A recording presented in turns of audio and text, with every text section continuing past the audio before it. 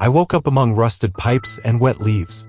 Above me, the forest hummed softly, and below, a trickle of water sang its way down forgotten paths. There were 4 of us, just cats, living quietly on the edge of a dying world. We chased insects, napped in the sun, and curled together when the nights grew cold. We were wild but not lost. Not yet. Then I slipped. A pipe gave way beneath my paws, slick with moss and time, and I fell. I didn't land so much as vanish into a hole the world had tried to forget. I tumbled through shadow, through dust and decay, and when I finally hit the bottom, the world above was gone. There was no sky down here, only concrete, wire, and metal bones. I limped through corridors that whispered of things long dead. The air was stale, humming with old electricity and distant, mechanical sighs. Lights flickered like tired stars. Neon signs buzzed overhead, speaking in tongues I couldn't understand. The city was buried and breathing, but there were no humans. Just shadows of them, robots, still walking, still working, still waiting for orders that would never come. At first, they fled from me afraid, uncertain. Perhaps they had never seen a living animal before. Perhaps they'd forgotten what life even looked like. Eventually, one reached out a hand, hesitant, and I brushed against it. They weren't cold like machines should be. They were warm with memory. I kept moving. I was looking for something, though I didn't know what. A way back, maybe. A way forward. A way out.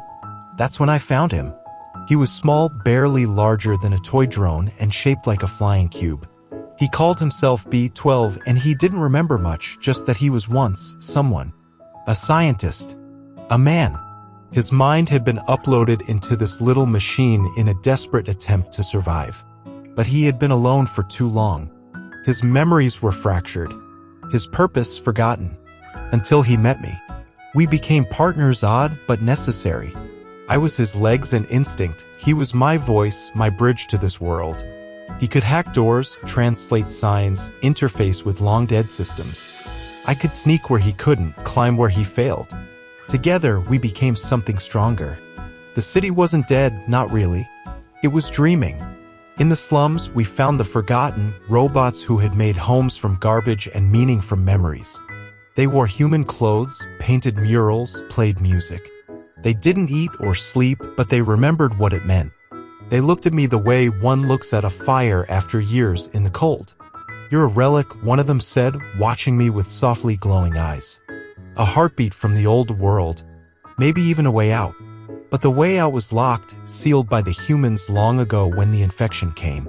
Above us was the upper city, unreachable, untouchable, protected by drones that followed rules no one remembered writing.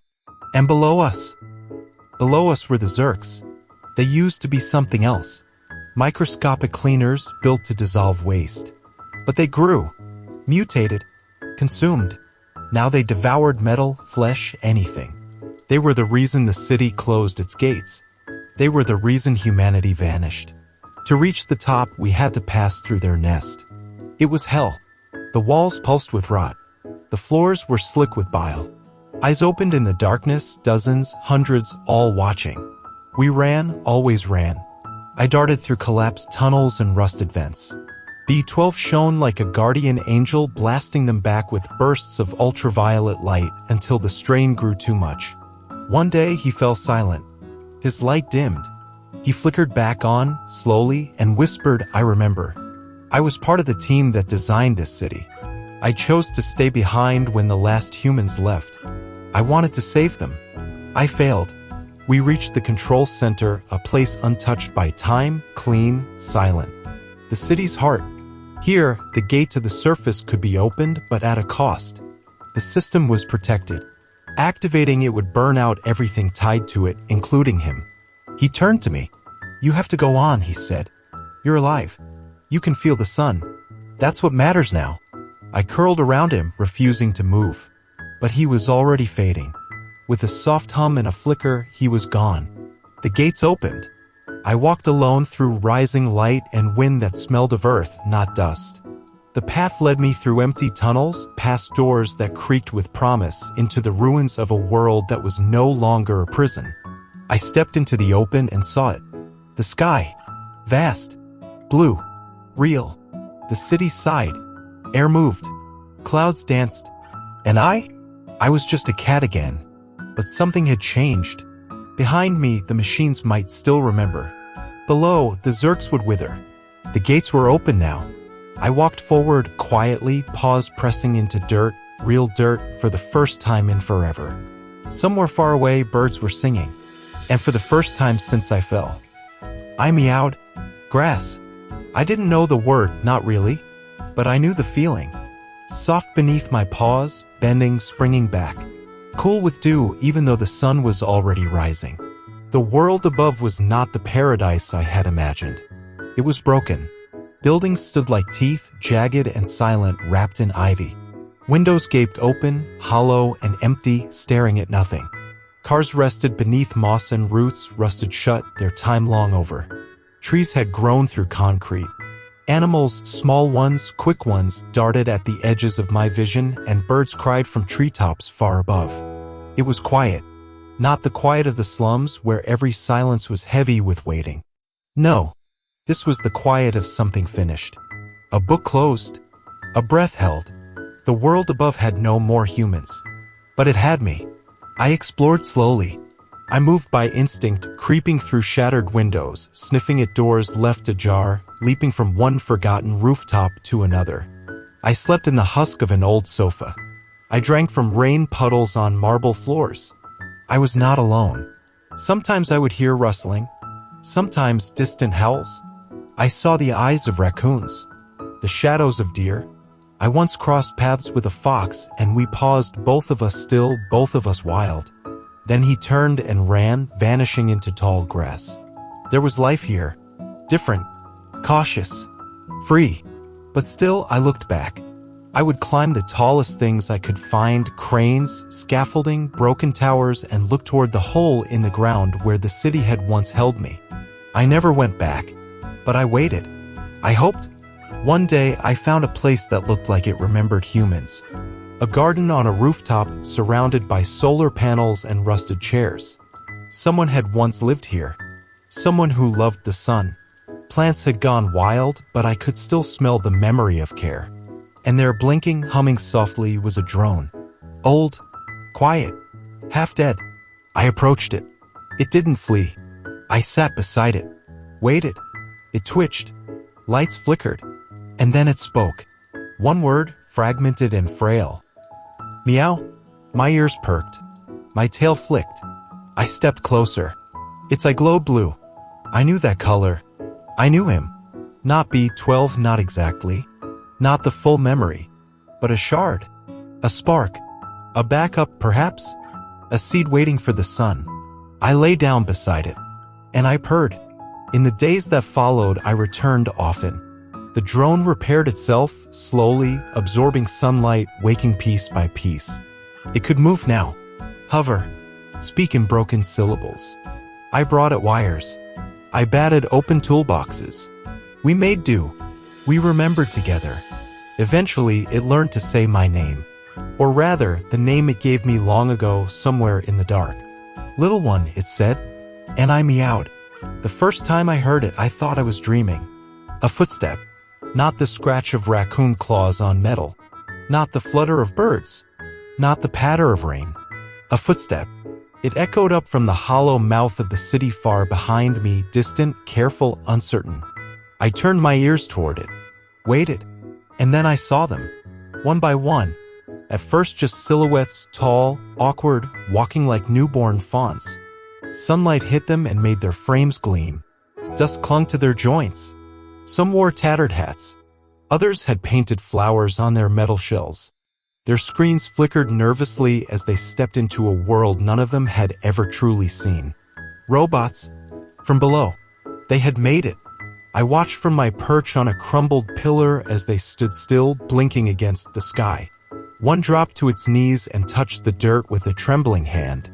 Another scanned a tree as if trying to understand how it could grow without wires. One of them looked up at me. Its screen displayed something I had never seen before. A smile. I meowed softly. The silence of the surface cracked. Not shattered, no, not yet, but cracked like the first thaw of spring. And through that crack, life began to seep in. They were clumsy at first. Some wandered in circles. Some tried to connect to non-existent networks. Some stared at birds until they flew away. But others began to act not as machines, but as people. They found old tools and began repairing things. Clearing paths. Reinforcing buildings. Solar panels were cleaned, aligned. Gardens were pruned and watered, not out of need, but out of memory. They painted again on walls, on stones, on each other. Colors bloomed. The city below had been a prison. This was home. They spoke to the drone beside me and it to them. The shard of B12 that had survived grew more lucid. They asked him questions. He answered in fragments.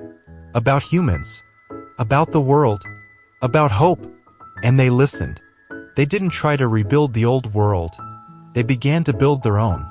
One day, I found myself lying in a patch of sun beside a broken fountain.